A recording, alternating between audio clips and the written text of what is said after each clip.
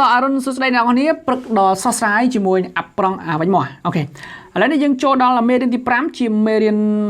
ជាចំណុចចុងក្រោយនៃមេរៀនទី5គេដាក់ចំណងជើងដ៏ធំថា les villes françaises មានន័យថាទីក្រុងរបស់ប្រទេសបារាំងណាចឹងទីក្រុងរបស់ប្រទេសបារាំងដែលស្អាតគេដាក់មកអស់ហើយមាន6ណាគេដាក់ថា Merci ទីក្រុងដែលមានផែមានកំពង់មានទូកមានអីចឹងទៅ Nice ទីក្រុងដែលមានពោពេញទៅដោយគេហៅទីក្រុងពាណិជ្ជកម្មណា Nice Lyon មកទីក្រុងវប្បធម៌នេះ Lat ណាទីក្រុងបុរាណ Strasbourg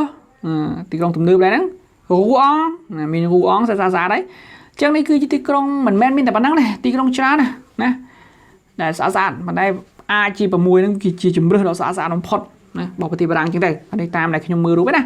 អូខេឥឡូវគេដាក់ថាមកចូលសរសេរឈ្មោះទីក្រុងក្នុងសៀវភៅរបស់អ្នករួចណារករូបដែលត្រូវនឹងឈ្មោះនេះឈ្មោះនោះចូលដាក់ទីតាំងទីក្រុងនោះផៅលើផែនទីប្រទេសបារាំងអូខេអញ្ចឹងនេះឧទាហរណ៍របស់គេលើកទីក្រុងនឹងមកអញ្ចឹងនៅសល់ប្រមាណទៀតខេត្តប្រមាណទៀតទីក្រុងប្រមាណទៀតអ្នកនរ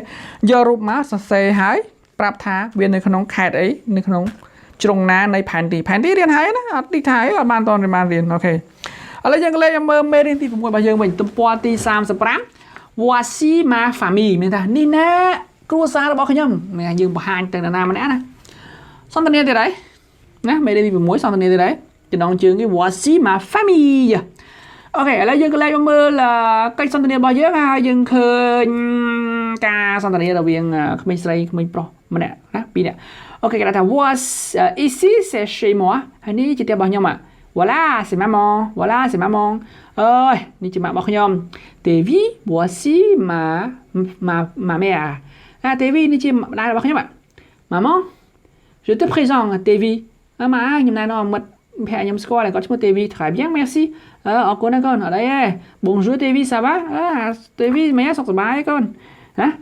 Louis c'est mon frère ហើយក៏អានោះអាទូខ្ញុំមិត្តភក្តិប្អូនខ្ញុំដែរ il s'appelle Pirum មានថាគាត់ឈ្មោះ Pirum et elle ហើយនាងនោះ c'est ma sœur Daline ហើយនាងនោះគឺជាបងស្រីរបស់ខ្ញុំ Daline អញ្ចឹងមានថាគាត់ពងណែនាំទៅឲ្យអ្នកណាម្នាក់ស្គាល់ណាគាត់ណែនាំនេះក្រុមគ្រួសាររបស់គាត់ឲ្យបាន TV បានស្គាល់ណាអូខេជាងថា bonjour Pirum bonjour Daline voilà Bopa bonjour TV អូខេជាងស្គាល់គ្នាណាតាមស្គាល់គ្នាអូហើយគេដាក់ថា que ណាមិន que ទេសំទោសce sont mes grands-parents នោះពួកគាត់ដែលចាស់នោះក្នុងរូបថតណាជាលោកយាយលោកតារបស់ខ្ញុំ Levi c'est mon grand-père គាត់ជាលោកតារបស់ខ្ញុំ et elle c'est ma grand-mère ហើយគាត់គឺជាលោកយាយរបស់ខ្ញុំ ce sont les parents de mon père ពួកគាត់នេះគឺជាឪពុកម្ដាយខាងឪពុករបស់ខ្ញុំណាគឺជាលោកតាលោកយាយឬក៏យើងអាចថាលោកតាលោកយាយខាងឪពុករបស់ខ្ញុំឬក៏ជាឪពុកម្ដាយរបស់ឪពុកខ្ញុំខាងឪពុកខ្ញុំណាគេដាក់ថានេះដឺម៉ុងប៉ែហ្នឹងអូខេឥឡូវគេថា voici mon père នេះជាឪពុករបស់ខ្ញុំil parle bien français គាត់និយាយបារាំងអែមតែម្ដងណាគាត់និយាយបារាំងអែមតែម្ដង bonjour Tévi សួស្ដី Tévi tu parles français aussi Tévi ឯងនិយាយបារាំងដែរចេះនិយាយបារាំងដែរ oui je parle un peu français ខ្ញុំនិយាយបានតិចហ្នឹងពូអូខេអញ្ចឹងនេះជាកិច្ចសន្ទនាដែលតកតងទៅនឹងការបង្ហាញឬការប្រាប់អំពីក្រុមគ្រួសាររបស់យើងណាអូខេអញ្ចឹងយើងដល់មកហើយមេរៀនទី6របស់យើងទៅចូលបានតិចទេណា